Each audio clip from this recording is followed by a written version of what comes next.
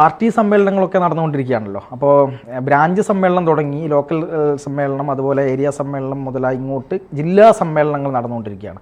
അപ്പോൾ ജില്ലാ സമ്മേളനങ്ങളെല്ലാം കഴിഞ്ഞ് സംസ്ഥാന സമ്മേളനത്തിലേക്ക് എത്താൻ വേണ്ടി പോകുന്നു. അപ്പോൾ ഓരോ ജില്ലാ സമ്മേളനം കഴിയും തോറും ഓരോ പ്രശ്നങ്ങളാണ്. ഇങ്ങനെ സംസ്ഥാന സമ്മേളനത്തിലേക്ക് എത്തുമ്പോൾ എന്താവും എന്തോന്ന് കണ്ടറിയണം. അപ്പോൾ എന്തായാലും അങ്ങനെ സമ്മേളനങ്ങൾ നടക്കുന്നതിനിടയിൽ ഏതോ ഒരു സമ്മേളനത്തിനിടയിൽ ഒരു കാഴ്ചയാണ് ഇപ്പോൾ സോഷ്യൽ മീഡിയയിലൊക്കെ ഇങ്ങനെ വൈറലായിക്കൊണ്ടിരിക്കുന്നത്. അതായത് റെഡ് വളണ്ടിയർ മാർച്ച് എന്ന് പറയും. പാർട്ടിയുടെ സേനാംഗങ്ങളാണ് റെഡ് വളണ്ടിയേഴ്സ്. അതെ, പ്രകടനം നടത്തിയിരുന്നു തിരുവനന്തപുരത്ത്.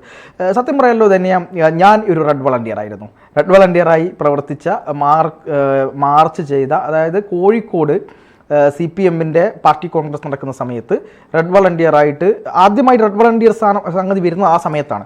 അപ്പോൾ അതായത് ആദ്യമായിട്ട് റെഡ് വളണ്ടിയർ വരുമ്പോൾ തന്നെ പരിശീലനം കിട്ടി കോഴിക്കോട് തകരത്തിലൂടെ റെഡ് വളണ്ടിയറായിട്ട് ഈ കൈയൊക്കെ ഇങ്ങനെ വെച്ച് പോയ ഒരാളാണ് ഞാൻ. പിന്നീട് ബോധമുദിച്ച സമയത്ത്, അങ്ങനെ പറയാമല്ലോ, ബോധമുദിച്ച സമയത്ത് നമ്മൾ ആരാണ്, എങ്ങനെയാണ് പാർട്ടിയിൽ നിൽക്കുന്നത്, എന്തിനാണ് നിൽക്കുന്നത് എന്നൊക്കെ മനസ്സിലായപ്പോൾ അതിൽ നിന്ന് പതുക്കെ ഇങ്ങ് പോരുകയാണ് ചെയ്തത്. പക്ഷെ എന്നാലും കമ്മ്യൂണിസത്തിന് ഞാൻ എതിരാണ് എന്നൊന്നും പറയുന്നില്ല.